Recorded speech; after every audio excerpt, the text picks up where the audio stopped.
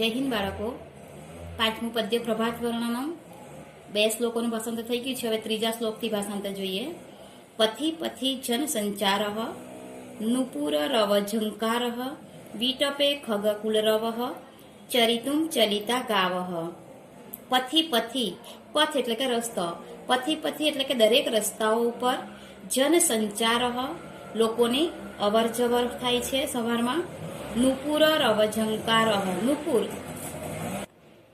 નુપુર રવ ઝંકાર, નુપુર એટલે કે ઝાંઝર, રવ એટલે અવાજ અને ઝંકાર એટલે ઝાંઝરનો અવાજનો ઝંકાર થાય તો રણકાર થાય છે.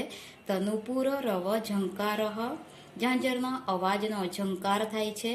વિટપે ખગ કુલરવ, વિટપ એટલે કે ડાળી, વિટપે સપ્તમી વિભક્તિ એક વચન એટલે ડાળી પર, ઝાડની ડાળી ઉપર. ખગ કુલરવ, ખગ એટલે પક્ષી, કુલરવ એટલે કલરવ, પક્ષીઓનો કલરવ થાય છે. સવાર થતાં સૂર્યોદય થતાં પક્ષીઓ પણ જાગી જાય છે અને વૃક્ષની ડાળીઓ ઉપર કલરવ કરવા માંડે છે. ચરિતુમ ચલિતા ગાવહ, ગાવહ એટલે કે ગાયો, ચરિતુમ ચારો ચરવા માટે, ચલિતા એટલે જતી રહે છે. તો ગાવહ ચરિતુમ ચલિતા, ગાયો ચારો ચરવા જતી રહે છે. હસ્તે હસ્તે પત્રમ વદને વદને સ્તોત્રમ ખેલતી બાલક વૃંદમ ગીતમ ગાયમ ગાયમ. હસ્તે હસ્તે સપ્તમી વિભક્તિ એક વચન, હસ્ત એટલે હાથ અને હસ્તે હાથમાં, દરેક હાથમાં. પત્રમ, પત્ર એટલે કે પાન અને પુષ્પ છે. માણસ જ્યારે મંદિરે પૂજા કરવા જાય છે સવારે નાહી ધોઈને, ત્યારે એ હાથમાં પર્ણ એટલે કે પાન અને પુષ્પ લઈને જાય છે.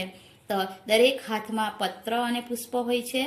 વદને વદને સ્તોત્રમ, મંદિરે જતા જતા એ મુખમાં, એના મુખ ઉપર સ્તુતિ હોય છે, એટલે કે શ્લોક બોલતા બોલતા એ જાય છે. તો વદને વદને સ્તોત્રમ, દરેકના મુખ ઉપર સ્તુતિ હોય છે.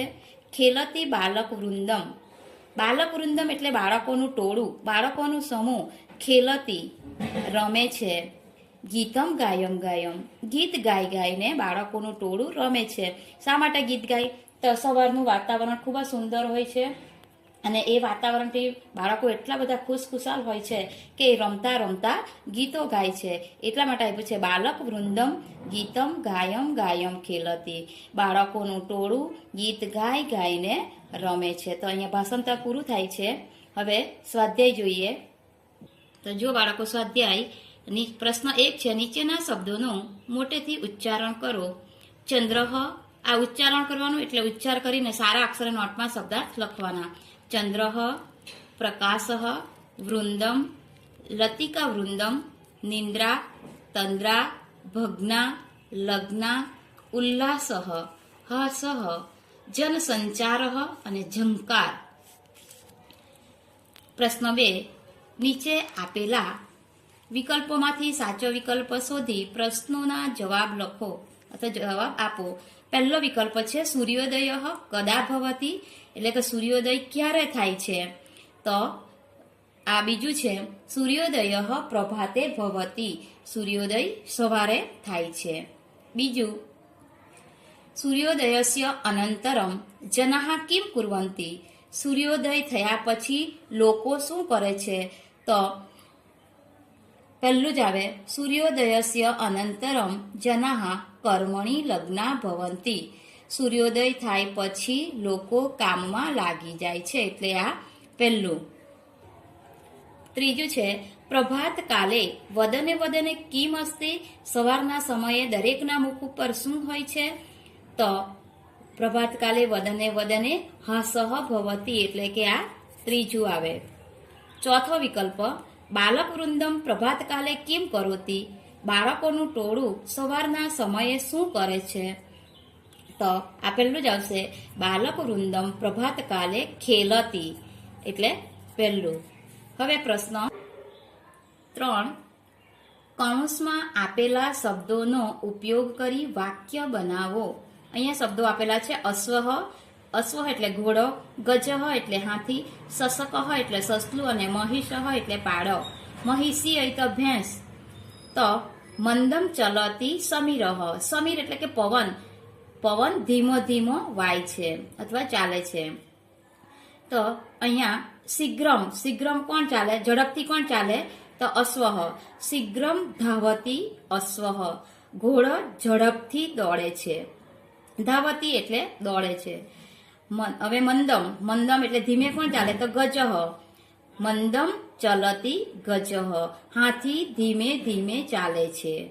ત્યાર પછી શીઘ્રમ પાછું એટલે ઝડપથી કોણ જાય? તો સસલું ઝડપથી દોડે છે. તો શીઘ્રમ ગચ્છતી સસકઃ. સસલું ઝડપથી જાય છે. અને ફરીથી મંદમ તો મહિષઃ એટલે કે પાડો. મંદમ ચલતી મહિષઃ. પાડો ધીમે ધીમે ચાલે છે. પ્રશ્ન 4. આપેલા શબ્દોના વિરોધી શબ્દ કૌંસમાંથી શોધીને લખો. કૌંસમાં શબ્દો આપેલા છે. અધીરઃ એટલે કે અધીરો, શીઘ્રમ એટલે ઝડપથી, જાગરણ એટલે જાગૃતિ, અને અસ્તઃ એટલે અસ્ત થવું, તે આથમી જવું. તો મંદમ મંદમ શબ્દનો વિરોધી શીઘ્રમ. મંદમ એટલે ધીમું, તો એનો વિરોધી ઝડપથી. બીજું છે ઉદયઃ. ઉદયનો વિરોધી અસ્તઃ. સૂર્યોદય થવો અને સૂર્યાસ્ત થવો એટલે ઉદયનો વિરોધી અસ્તઃ. સધીરઃ ધીરજવાળો, એનો વિરોધી અધીરઃ અધીરો. ચોથું છે નિંદ્રા. નિંદ્રા એટલે કે ઊંઘ. ઊંઘનો વિરોધી જાગૃત એટલે જાગરણમ. ત્યાર પછી પ્રશ્ન 5.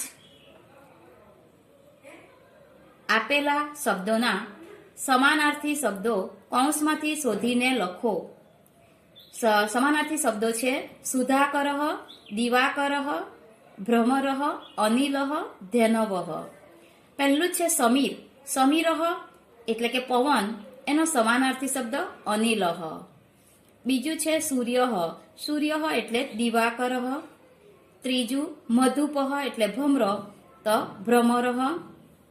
ચોથું છે ચંદ્રઃ એટલે કે સુધાકરઃ. અને પાંચમું ગાવઃ એટલે ધેનવઃ. તો અહીંયા આ સમાનાર્થી શબ્દો, વિરોધી શબ્દો તમારે સારા અક્ષરે નોટની અંદર લખવાનું છે. પ્રશ્ન 6. નીચેની કાવ્ય પંક્તિઓ સુવાચ્ય અક્ષરે ફરી લખો. સુવાચ્ય એટલે સુંદર રીતે વાંચી શકાય એવા અક્ષરે લખવાનું છે. આની આ જ પંક્તિ તમારે સારા અક્ષરે બાજુમાં લખવાની છે.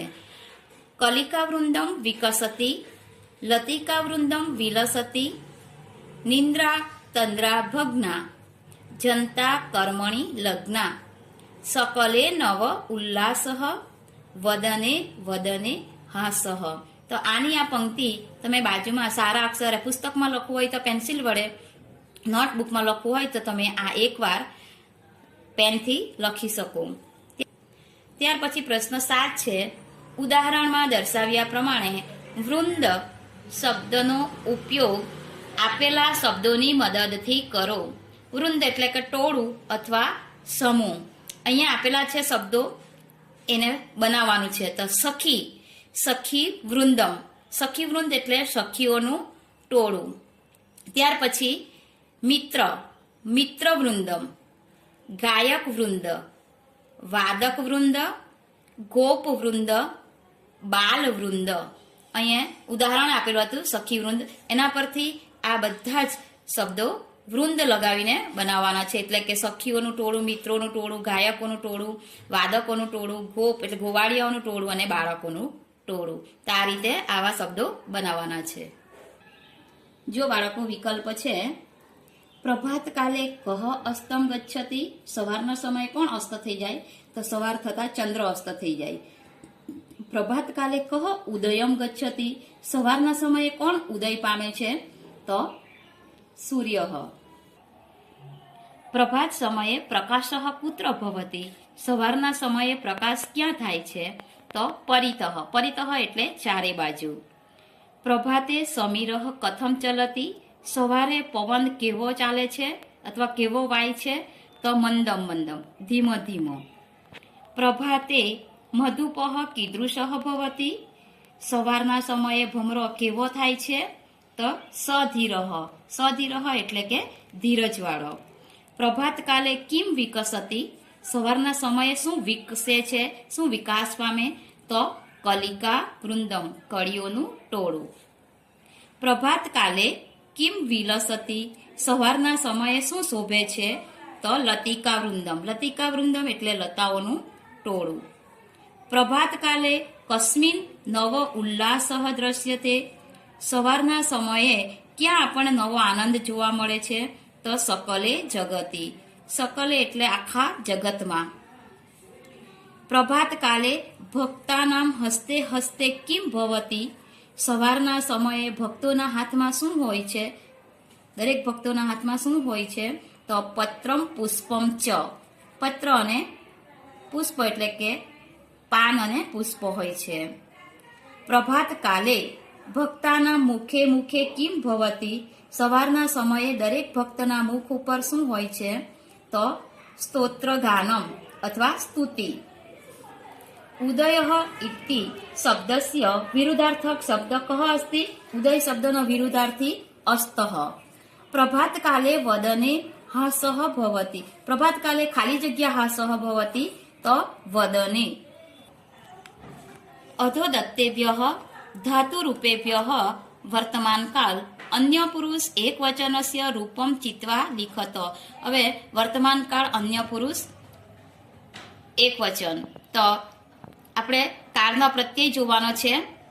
ત્રીજો પુરુષ એક વચનમાં તી પ્રત્યય લાગે તો અહીંયા તી છે. વિલસતી, અહીંયા ગચ્છંતી, વિકસતી, વિલસત અને વિકસંતી. તો તી પ્રત્યય મીવમાં સી થ તી ત અંતિ. ત્રીજો પુરુષ એક વચનમાં તી છે એટલે આ વિલસતી સાચો જવાબ છે. એટલે અહીંયા આ આવશે. તો બાળકો, અહીંયા આજનો વિડીયો આપણું આ પૂરું થાય છે. ખાલી જગ્યા ખરા ખોટા એ તમારે સવાલ જવાબ ને પીડીએફમાંથી લખવાનું રહેશે. Thank you.